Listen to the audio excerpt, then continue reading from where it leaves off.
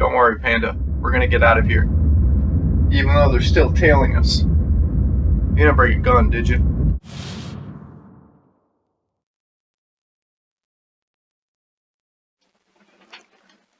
It's been a while since I've done one of these videos, but here at last is a video about two book series, each of which is by an author who I'm not familiar with outside of these two series. One is the Hyperion series by Dan Simmons, which is pretty notable within the sci-fi community. And then there's the Lords of Creation books. It's only two books by S.M. Stirling. I'm going to start with that one because it's shorter and it's going to be a little bit easier for me to explain it. The Lords of Creation is two books by S.M. Stirling. Sci-fi, as is most everything that I read. I came across it in a used bookstore. Just once in a while it's fun to look for, or go around a bookstore and just look, see what happens, catch your eye. I'm glad this caught my eye. I guess the author is basically an amateur historian, and he likes to write a lot of alternate history, which is what this is. It's 70s, 80s, I think, if I remember correctly, like post-Cold War. Russia and China are the East Bloc, and then America and Britain and some of the European countries are all kind of like tense with each other. But then that kind of subsides after some, not drones, what do you want to say, probes, deep space probes discover that there's life on Mars and Venus, like definitive proof that there's life. So things on Earth kind of settle down a little bit while space programs kick up like tenfold, and they start sending people and making bases on these other planets. And the East Bloc, China and Russia, still kind of keep their distance and they're a little bit secretive, and they make their bases intentionally away from the American British bases. The first book deals exclusively with Venus, what's going on there. It's basically like giant jungles and lots of dinosaurs, a couple different types of cavemen, and then even some that are closer to like modern day humans, where they live kind of like elves, like in the trees and hunting with bow and arrow, stuff like that. And there's an American, European, Russian, or American, European, British, whatever, base with main characters. They have these devices that let them basically control dinosaurs and use them to like till fields and things like that. They have weapons for defense, but ammo's kind of in short supply because it's expensive to ship stuff in space. And there's a character that's one of the elf-like humans. There's a character that's, I believe, Russian. And then there's a character that is, I forget, it's American or British. I think it's British. But all three of their stories kind of end up colliding. And there's basically this whole mystery going on of like, it's not just a coincidence that all these species on this planet seem to have formed on Earth, or seem to have developed off of species that formed on Earth. Because like there's some animals that are kind of like goats, but they're like a little bit different, or kind of like cows, but they're a little bit more adapted to Venus. And the action is really well written in here. There's especially like two action scenes I'm thinking of that are awesome, but it's basically like a non-stop adventure, and there's always new things being thrown at you. It's really interesting. Highly recommend it. Sky People. The Sky People. Funny thing is, when I read the first book, I didn't even know until I got to the end that there was a sequel, because it has like one of those little previews of the next book type things, where it's like a handful of pages from the next book in the series. And so then I immediately rushed out to find this in the Courts of the Crimson Kings. Look at that cover. That cover is really cool. Basically, this one deals mostly with Mars, and it's a little bit after the events of the first one. It's a different set of characters, but they are sometimes aware of the events of the first book, which end up being kind of important, especially later on. But Mars is very different from Venus. The life forms there, the intelligent life forms, are basically on level with modern day humans, but their technology and everything is taken a little bit of a different route. They look a little bit different. They're definitely a lot more alien. There's even a few different species, like there's shorter, stockier Martians that are sort of submissive to the other ones and kind of just working class. and the Martians have kind of oriented themselves more towards biological technology, biotechnology. Basically, they genetically alter and breed different life forms that existed on Mars to serve different functions. Like they have little tiny microscopic ones that run around and eat everything up and clean like excess waste. They have these giant desert sailboats with like that go through the sand because they have wheels on the bottom of them, but they're like giant bloated gas type things that expel gas and propel the like windmill type engines, I guess. There's also some animals that kind of poop, basically the equivalent of Martian charcoal. And then there's a lot of weapons that are kind of like needle-like, or there's like a fungus-based grenade launcher, where like the spores from the fungus ignite and cause explosions. Really cool stuff like that.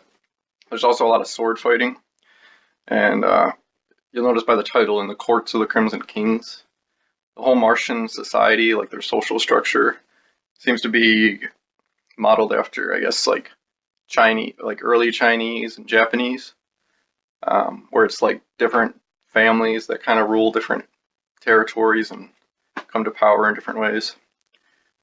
So that's a lot more of the whole amateur historian side of S.M. Stirling, I guess, that comes into play.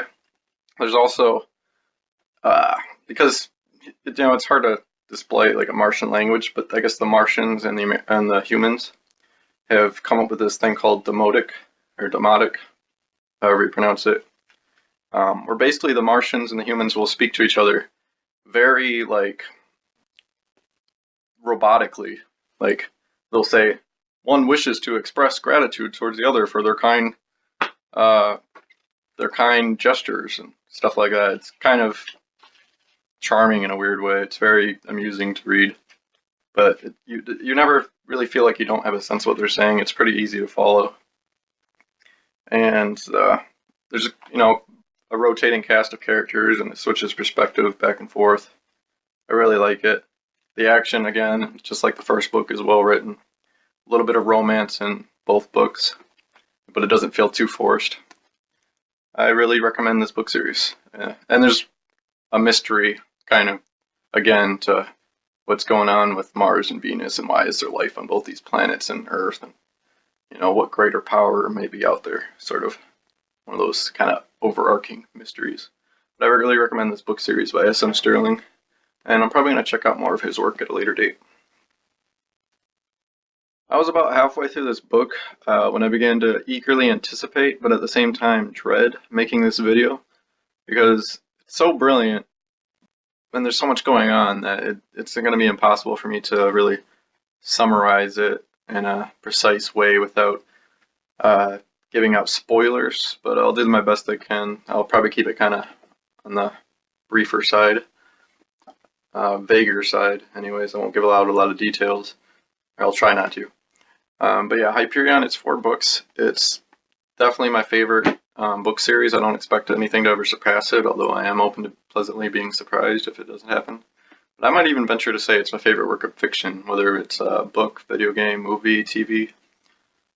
I love this book series, and I'm definitely going to read it again at some point. Basically how it started is I kept seeing it on my recommended list on Amazon, and I was looking at the title and the cover and everything. It sounded cool, it looked cool. But I was like, looking at the cover, it looks more fantasy, but it's really, really awesome. And there are some aspects of fantasy in it, but it is definitely sci-fi, like hardcore sci-fi. The first book plays out basically like a series of short stories, but they're all connected loosely. Basically, there's a group of characters, 7 characters, who get brought together by the Church of the Shrike, which the Shrike is the spiky metal figure, which is kind of like this mysterious cult-like church based around this mysterious being, the Shrike, that exists on Hyperion. And they don't know why they're being brought there in the midst of a war between 2 forces, the hegemony, or if you prefer the American pronunciation, the hegemony or something like that. That's stupid.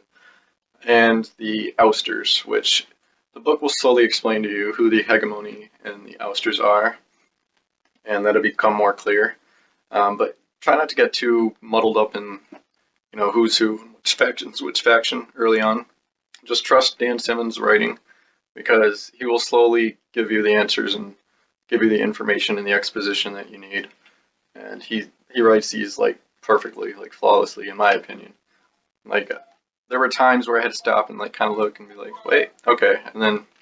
But generally speaking, I never got lost or I never felt bewildered. It was, despite all the complex and convoluted stuff that's going on. But basically, the first book, each of these characters is trying to figure out why they're being taken to Hyperion by the Church of the Shrike.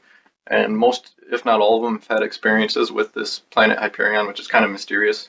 Because basically, this is far in the future. Humanity has populated like hundreds of planets or something like that. Hyperion is just one of many, but it is very unique and strange compared to the other planets, and it's not heavily populated like the others, or at least not as heavily populated, for reasons that you'll come to know as you read it.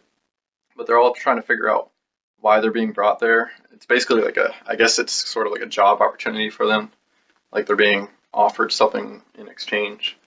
But they're all trying to figure out what they have to do with the Church of Shrike and Hyperion. So each night they'll take turns on the journey there, and one of them will tell their story, and each of their stories plays out like its own separate sort of entity in its own short story, and each of them has its own very different feel.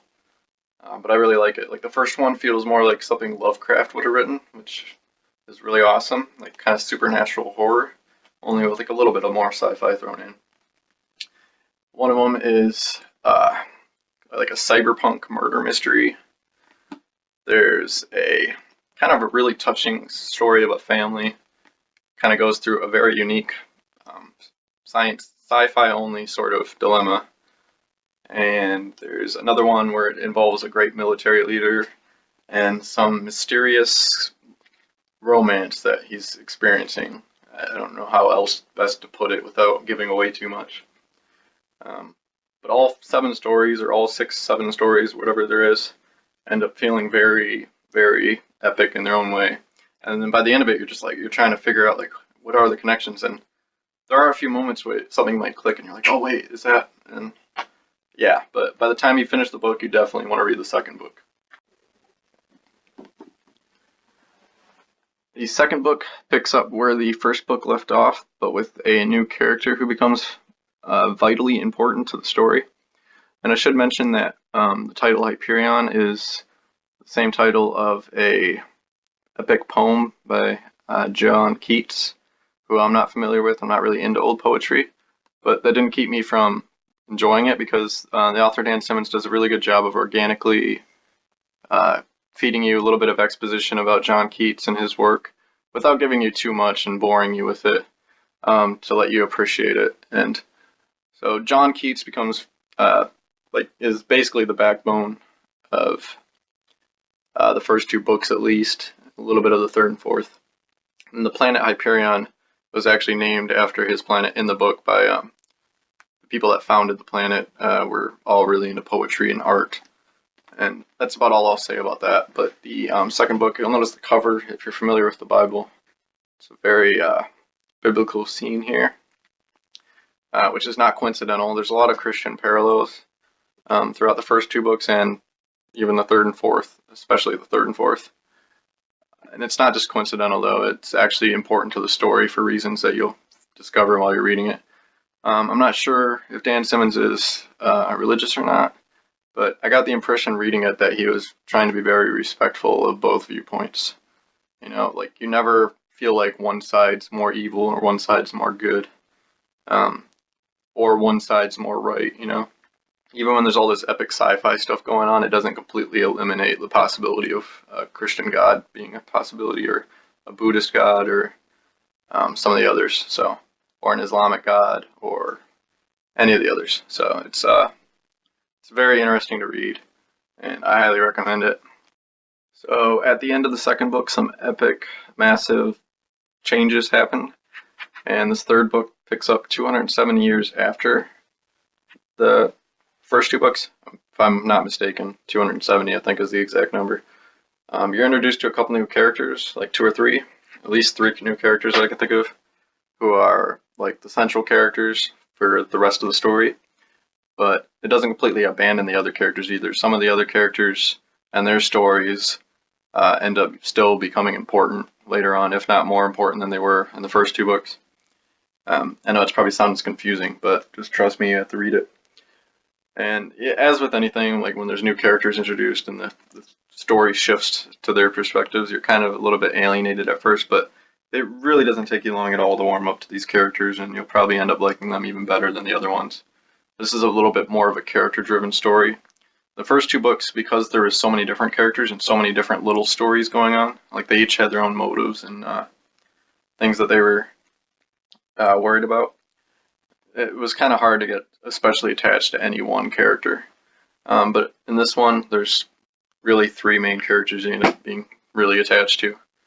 And there's basically this big grand adventure that the one character gets sent on, not really knowing anything about what he's getting into. And things just keep happening and getting more and more epic as you go along.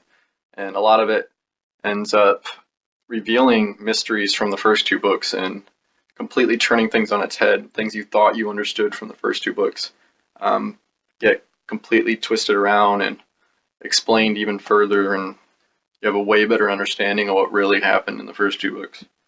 And then the fourth book continues with that same new set of characters and comes to the big grand finale of it all. This one, even though it looks the same thickness as all the other books, this one's actually about 710 pages or 709, where the other ones are about 400, 500-ish. But the pacing is excellent. I mean, you never get bored with it. I love it.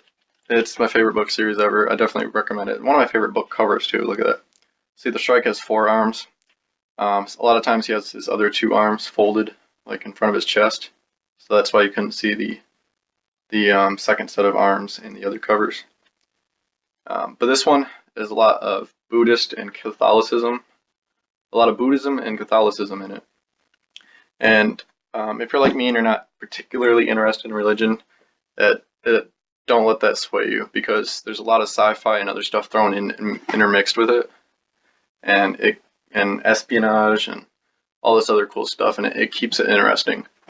Even though Catholicism and Buddhism are like central, especially Catholicism is really, really a big theme with the third and fourth one. And I can't really say anything more than that without, again, kind of just revealing more than I would want to. I think it would spoil it for you. Just please trust me, if you read any book series, specifically sci-fi book series, if you're someone that's not really into sci-fi, you might not enjoy these. But I would still hope you would give it a try. But especially if you like sci-fi, I definitely, Dan Simmons, Hyperion, read these 4 books. Do yourself a favor.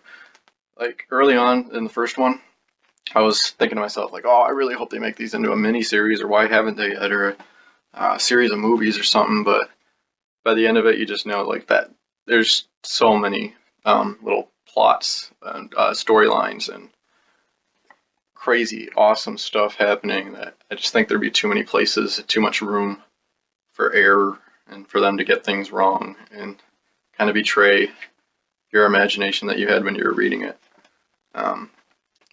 I think it's best just to leave it, as much as I would love to see this on the screen, this book series, I think it's best just to leave it on the pages. But Dan Simmons, this work, he deserves I think he won the Hugo and the Nebula for it. He deserves all the awards. This book series is amazing. It's absolutely genius, and definitely, like I said, my favorite work of fiction. So check it out. Please do. Do yourself a favor. This is kind of a side note. If I could, I would have gone back and edited it to the first Durgle's Library with Arthur C. Clarke. That's not what I was looking for. Childhood's End. Like, shortly after I did that video, I ended up finding out there was a miniseries on Sci-Fi, and I caught it. It's 3 episodes, each an hour and a half long. Each hour and a half segment is basically 1/3 of the book, kind of like the way it was written. And I expected them to get it wrong, especially sci-fi. Sci-fi originals aren't always, some of them are good, but I'm not a big fan usually. But I thoroughly loved it. There are definitely some changes from the book. Like, really only a handful of changes that end up making a lot more sense for a TV show than it would have in the book.